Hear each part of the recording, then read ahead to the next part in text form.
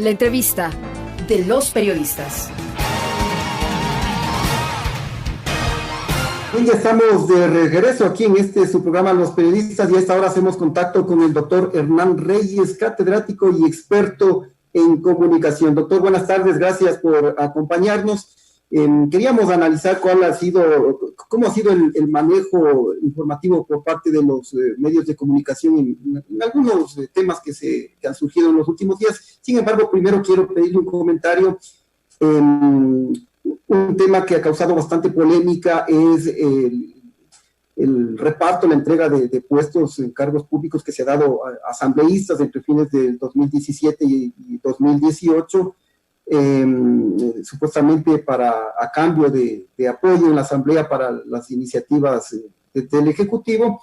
Esto ha causado gran repercusión y hay una advertencia, una amenaza por parte del bloque de Alianza País y concretamente el presidente de la Asamblea Nacional, César Litato, quien en una entrevista el día de hoy dijo que va a tomar acciones legales en contra de este medio de comunicación y en contra de cualquier persona que difunda este tipo de información que ellos atribuyen como información falsa. ¿Usted cree que este es un amedrentamiento a la libertad de expresión, una amenaza? Buenas tardes, Adrián, gracias por la invitación. Bueno, respecto a lo primero, ya se utilizaba acá en el argot político del Ecuador desde hace décadas, diría yo, la figura de el hombre del maletín, no necesariamente para referirse a una figura masculina, que aludía a estos operadores que desde normalmente la Secretaría, el Ministerio de Gobierno, el Ministerio del Interior, que son las carteras de Estado, como se han llamado históricamente, que han manejado los hilos políticos y la gobernabilidad en este país, acudían a comprar votos, básicamente, y hablo de la figura de comprar votos, por eso comprar a través de dinero, a través de prebendas, a través de puestos, a través de privilegios y a través de beneficios.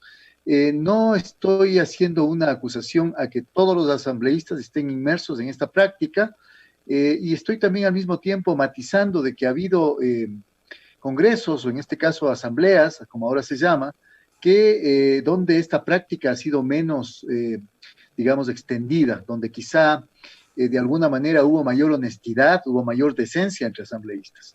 Lamentablemente, de unos años acá, yo diría los últimos años, no necesariamente los últimos 3 años, yo creo que esto va un poco más atrás. Ha habido una serie de asambleístas, de congresistas, que finalmente primero han llegado a ocupar las curules, no por una trayectoria política ni por afinidades ideológicas, sino simplemente porque han sido parte de las redes de amistad y los círculos de amiguismo de los políticos que tenían poder para nombrar candidatos en las épocas electorales. Y segundo, como digo, esta práctica no asombra cuando la única razón y el único interés por el que se llega a efectuar trabajo legislativo es obtener beneficio personal. De esto la historia política del Ecuador está plagada de casos, cada uno más vergonzoso que otro, así que no me asombraría que muchas de estas denuncias efectivamente sean ciertas. Pero lo curioso es que Fiscalía, por ejemplo, en vez de por lo menos decir que se va a hacer una investigación del tema, más bien, frente a ciertos temas hay una selectividad para no adelantar ningún criterio, no ponerse expeditos como en frente a otros casos. Y desde ese punto de vista también pasa que a los medios de comunicación hay, diría yo, también una suerte de censura selectiva.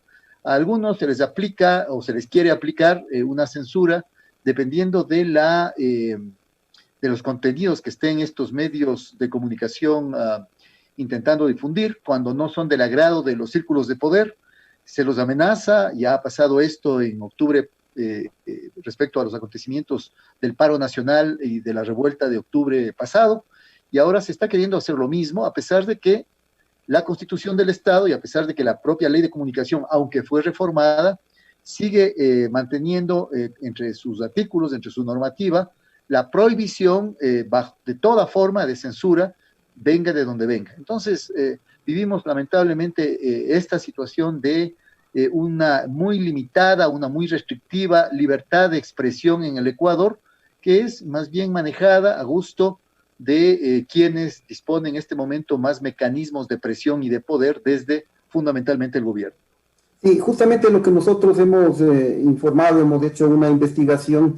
Un hecho cierto comprobado es que si hubo entrega de cargos públicos, nosotros hemos revisado las listas de funcionarios, incluso con sus respectivos sueldos, quienes fueron contratados en puestos jerárquicos a fines del 2017, inicios del 2018, y encontramos que hay hermanos, hay padres, hay primos, amigos de los asambleístas. Eso es un hecho concreto. Ahora lo que se tiene que investigar obviamente es qué hubo detrás, ¿no?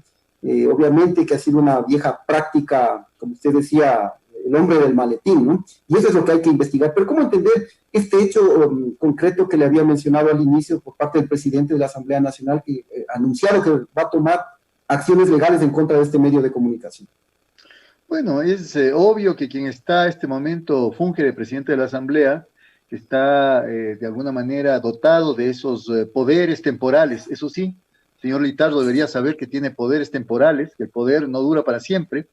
Creo que está prevalido justamente de esta condición de presidente de la Asamblea para actuar, diría yo, de la manera prepotente que está actuando, una actuación mucho más responsable por parte de Litardo. Sería decir que efectivamente se va a generar una investigación muy a fondo, más aún después de que inclusive asambleístas y pertenecientes al movimiento Creo han planteado a nivel de toda la Asamblea Legislativa que haya una investigación general de los 137 asambleístas para, digamos, según sus propias afirmaciones, eliminar toda duda de quienes no tengan nada que temer, y en cambio poder poner el dedo en la llaga de quienes efectivamente han participado de estos juegos, que finalmente van a ser muy difíciles de demostrar en el sentido de que ha habido pago económico, digamos, o de que ha habido mal uso del dinero del Estado. Pero lo que es muy sencillo demostrar cuando existen hechos objetivos de información confiable, absolutamente sustentada, es que lo menos que se puede decir es que hay un manejo absolutamente inmoral, antiético de la política, no solo dando a cambio, pagando favor con favor en el caso de la Asamblea, sino en el caso del aparato general del Estado y en el caso inclusive de estos funcionarios que son parientes, primos, amigos de exfuncionarios del Ejecutivo, de asambleístas, de políticos, que finalmente ocupan los llamados cargos políticos en la diplomacia ecuatoriana. De esto se viene hablando ya varios meses acá, y sin embargo, frente a otros temas, como digo, la Fiscalía es sumamente rápida, yo diría espectacular, con la agilidad con la que opera, haciendo allanamientos, tomando fotos y actuando de manera inclusive, yo diría, para las cámaras de televisión, y en cambio para otros temas la Fiscalía guarda un prudente, entre comillas, silencio, hasta que no haya quizá la señal emitida desde arriba, desde el Ejecutivo, de que tal o cual político, tal o cual asambleísta, tal o cual caso, tal o cual tema, deban ser efectivamente objeto de una investigación por Fiscalía. Sí, justamente eso es lo que se ha evidenciado en muchos casos en estos últimos tiempos, esa selectividad que hay en el tema de los organismos de control y también de la justicia, que en unos casos son más eficientes y en otros como que se hacen lo desentendido. Quiero enlazarle este tema con lo que pasa en los medios de comunicación, que es una situación similar. Los grandes medios de comunicación, los medios nacionales, en ciertos temas dan un despliegue mucho mayor y en otros simplemente los invisibilizan, ¿no? Le voy a poner dos ejemplos concretos. Usted ha de haber observado que en los últimos días ha habido una arremetida por parte de los medios de comunicación en contra del alcalde de Quito, Jorge Yunda. Hay presuntos actos de corrupción y está bien que se los investigue, pero vemos que los medios de comunicación dan un espacio muy amplio, tanto en las portadas de los periódicos como en los canales de televisión. Pero yo recuerdo que en la administración de Mauricio Rodas hubo también hechos escandalosos. Había una denuncia de cobros de $80 millones a los transportistas. Se habló de irregularidades en la construcción del metro cuando estuvo en ese tiempo a cargo de Odebrecht. Y en ese tiempo los medios de comunicación guardaron absoluto silencio. También hubo personajes como César Montúfar, Roque Sevilla, que ahora están hablando en contra de Yunda y que en el tiempo de Rodas no decían una sola palabra. ¿Cómo entender ese rol de los medios de comunicación en este ejemplo concreto? Y ya le voy a poner otros ejemplos también. Yo digo, hay una denominación como para calificar la sociedad en que vivimos ahora en el Ecuador. Yo les llamo estado de desinformación. Así como se habló, los críticos del gobierno anterior de Rafael Correa hablaban de estado de propaganda y tuvieron en parte razón cuando finalmente se privilegió a ratos la publipropaganda respecto al gobierno antes que una política que hubiera permitido, por ejemplo, aplicar de mejor manera la ley de comunicación y hubiera permitido que haya mayor presencia de medios comunitarios sirviendo a la colectividad. De todas formas, creo que anteriormente los medios públicos abrieron un espacio, por ejemplo, para poder representar los intereses de la ciudadanía, y los intereses de la ciudadanía es estar informados sobre lo que está pasando. Ahora hay muy poca información de lo que está pasando a través de dos vías fundamentalmente.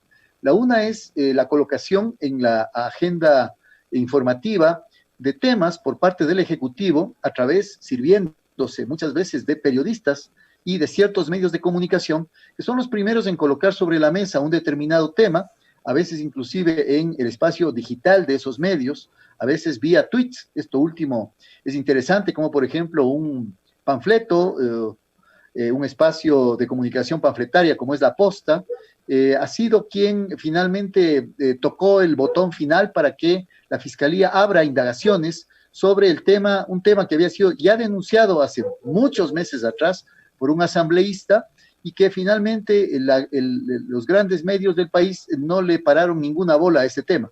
Dejaron simplemente pasar. Justamente iba a ese tema, justamente ese era el otro gran ejemplo que quería ponerle, que el asambleísta Ronnie Aliaga denunció ya en el 2019 que se utilizó recursos públicos para la campaña de la consulta popular del año 2018 y los medios han guardado absolutamente total silencio. Y el domingo pasado La Posta denunció nuevamente este tema y pese a ello, como esto es una denuncia en contra de Lenín Moreno, los medios de comunicación han guardado silencio. Este hecho de La Posta fue el domingo. Al día siguiente, en las portadas de los medios impresos, no se dijo una sola palabra sobre el tema. Y también en los canales de televisión, bueno, el día de ayer recién salió en Ecuavisa una nota muy breve, pero en general, sobre este tema que afecta a Lenín Moreno, no se dice nada. Por supuesto, hay tres rasgos característicos de este estado de desinformación que estamos viviendo. Uno es el silencio mediático, el cerco mediático que se llama, con respecto a temas que le son perjudiciales al poder, que podrían efectivamente desnudar determinados malos manejos o determinada mala gestión de quienes están en el poder político, y que en el caso del periodo que ha gobernado Moreno en este país es más que evidente, es decir, ha tenido y ha actuado en contubernio con los grandes medios de comunicación que efectivamente han tapado, se han silenciado y no han dicho nada en relación con temas que eventualmente podría afectarle. El caso de INA Papers, por ejemplo, que ha sido también frecuentemente mencionado y vuelto a mencionar en redes sociales, es algo que no ha merecido prácticamente ninguna atención de los grandes medios. Uno, el silencio. Dos, la distorsión. Es decir, creo que los medios de comunicación son también, como decía, selectivos para escoger qué temas y para escoger el tipo de cobertura que le dan a los temas. Sobre todo cuando se trata de temas vinculados con la política y con la economía, no es que no hablan sobre el tema, lo que hacen es ser tan sesgados y distorsionar tanto la información que solamente se convierten de alguna manera en medios que replican la información oficialista, son medios de carácter gobernista. Los medios privados, los grandes medios privados, periódicos y televisión fundamentalmente, uno puede fácilmente mirar los titulares y la cobertura de noticias en relación con, por ejemplo, el programa económico del gobierno. Han sido medios que se han dedicado a replicar, a repetir y a legitimar la política económica del gobierno, una política absolutamente reñida con su propio plan de gobierno y una política que a la larga perjudica los intereses de la mayoría en beneficio de unos pocos, la banca, la gran empresa, etcétera. Y un tercer elemento que aparece en los medios de comunicación es la escandalización y la espectacularización, que es más grave todavía, porque en realidad cuando la sociedad se empieza a dar cuenta de que hay elementos ocultos, no transparentes, de que efectivamente efectivamente la gestión del gobierno llega a niveles insostenibles de incapacidad, como pasó, por ejemplo, o ha pasado con la pandemia del COVID en Guayaquil, que ha causado miles de muertos. Nunca vamos a saber cuántas decenas de miles de muertos hay o ha habido en Guayaquil por esta negligencia de la política gubernamental. En cambio, les conviene sacar cada cierto tiempo cortina de humo, escandalizar alrededor de determinados temas de corrupción, que seguramente inclusive, dada la agilidad con que la Fiscalía se ha movido, son temas que han venido investigándose durante largo tiempo, están ya carpetas y están informes sobre esos temas, pero están esperando su momento justo. El momento justo el gobierno lo saca a través de algún funcionario gubernamental, básicamente, o a través de algún portal informativo que no tiene ningún empacho, a veces inclusive en decir que la información la obtuvieron de parte del mismo gobierno o de la Secretaría de Inteligencia del gobierno, y ese momento se genera una gran escandalización a nivel de los medios de comunicación que dura a veces unos días, que dura a veces unas semanas, se termina un escándalo, empieza otro, con mucho de show, es decir, lo de la detención, por ejemplo, de los Bucaram, lo de la detención del señor Adum, lo de la avioneta caída en Perú, etcétera. Claro, nos conmueve a los ecuatorianos porque son expresiones de los altísimos niveles de corrupción que existen en el país a todos niveles y desde hace mucho tiempo. Sin embargo, también nos evitan ver lo importante, lo que hay de fondo. Nos evitan, por ejemplo, que el gobierno de Moreno ha incumplido rajatabla la Constitución a partir, por ejemplo, de la reducción que ha hecho de manera arbitraria, completamente ilegal,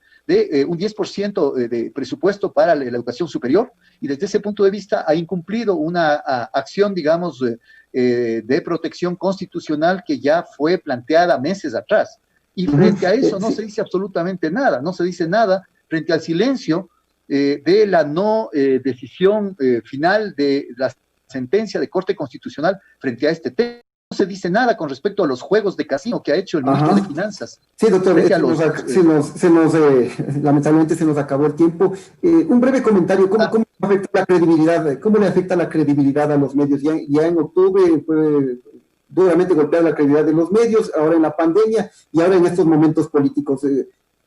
¿Cómo se le va a afectar aún más a los medios de esta situación? Bueno, de dos formas, de dos maneras. La una es que los medios de comunicación han tenido que crear sus propios espacios para legitimarse y autolegitimar su credibilidad. Un periódico de más de 100 años de Quito, por ejemplo, tiene un espacio para sus suscriptores que ratifican la confiabilidad y la credibilidad en el medio. Han tenido ellos mismos que lanzarse flores para decir que son medios creíbles. Y en segundo lugar, me parece que cada vez más la gente opta por consumir medios alternativos, por consumir la información que, bien, con todos los riesgos que implica y a pedazos y fragmentada, llega a través de las redes digitales y no a consumir medios que hasta hace unos años, de alguna manera, eran la vía obligada para que la gente esté informada de lo que está pasando en este país. Listo, doctor. Le agradezco mucho por su tiempo y le comprometo para conversar en una próxima oportunidad. Muchas gracias.